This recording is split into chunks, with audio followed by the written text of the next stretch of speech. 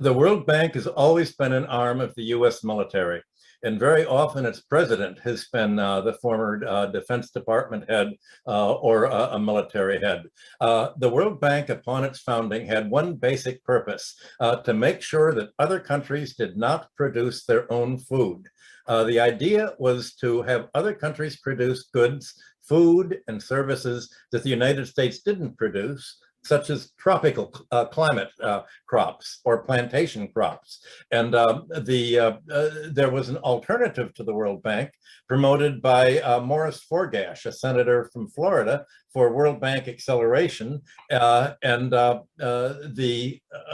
This was fought by the State Department on the grounds that anywhere that there was a land reform, there was a anti-American policy. And the one heaviest element of America's balance of payments was its food exports. And it realized that here was a way to strangle the global South, Latin America, Africa, and what was called the Third World, by being able to cut off its food supply and starve it if it would decide to pursue any policy that the United States did not approve of.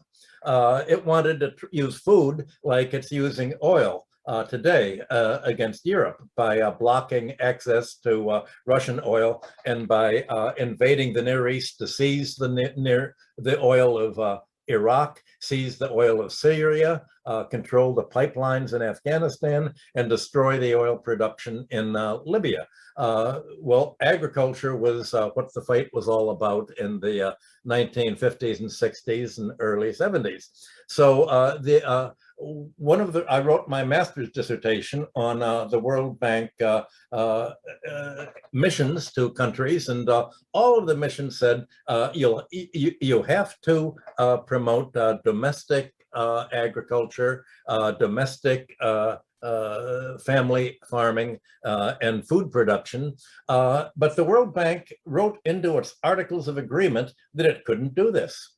The World Bank only made foreign currency loans, mainly in dollars, for projects that would earn foreign exchange. Well, if a country like India or Pakistan feeds itself, this doesn't earn foreign exchange. So feeding yourself did not even qualify for loans from the World Bank.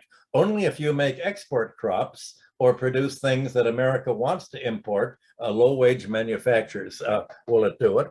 And I published an article along those lines in a periodical, the Columbia Journalism Review here, and the Catholic Church became one of my major supporters in the years leading up to the publication of Super Imperialism in 1972, because their liberation theology came out in favor of land reform. And again, the United States said, if there's land reform, then the American corporations can't control the bananas in Guatemala and Ecuador. One of the first regime changes right after Iran was the coup d'etat that the CIA overthrew in the government in Guatemala, which people wanted to feed themselves, and the United Fruit Company said, if they feed themselves, then where are we going to grow our bananas? Again, the World Bank from the beginning was even more destructive of the global South and third world countries than the IMF, because it just blocked any attempt to be self-sufficient, and it loaded down these countries with debt. The projects that the World Bank funded with US dollars and US engineering companies was roads to the export facilities, ports. The World Bank funded infrastructure. Electricity? What?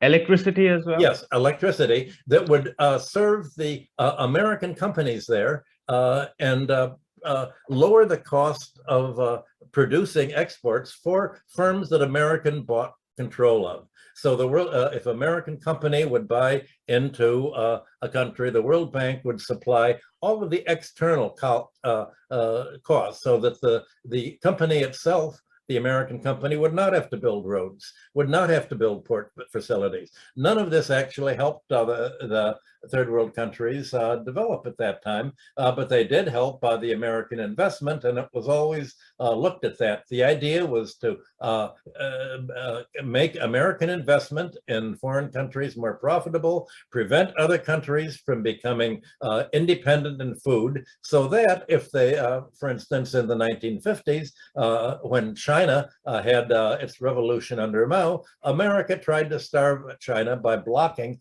all grain exports to China. Canada broke the blockade and enabled China, fortunately, to obtain its grain elsewhere. But the United States wanted to use that threat against countries, and that's now coming to be very beneficial for the American military today. The Klaus Schwab and the World Economic Foundation says the world population has to drop by 20%. And what they mean is not the white population. They mean the global South population.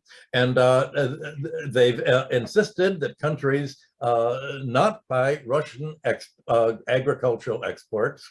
Russia has become the main agricultural exporter since the United States tried to starve it and put sanctions against it. And fortunately, the sanctions enabled Russia to actually develop its agriculture and become a major exporter. Well, the United States is trying to prevent Russian grain, as you've seen in Ukraine, from getting to the global South countries, only letting Russian grain be exported to help Europe and the United States, not to anyone outside of NATO. So you have the results of the warped, one-sided development of the World Bank is funded, resulting in today's crisis throughout the global South countries. And it's while these countries are running a balance of trade deficit for their food and energy, they also are still paying the World Bank and foreign bondholders in dollars, where the dollar is going way up against their own currency. So you're seeing a massive kind of default that the United States is trying to use as a godsend to force countries into dependence on another military agency, the International Monetary Fund, which will only make them loans to be able to import the food and the energy they need if they agree to let the U.S. buy control of their infrastructure and complete the privatization takeovers that have been taking place for the last 30 years. So the World Bank is run essentially with a neoliberal economic philosophy strongly by the Pentagon, by the military and the State Department interests as a tool of American economic neocolonialism.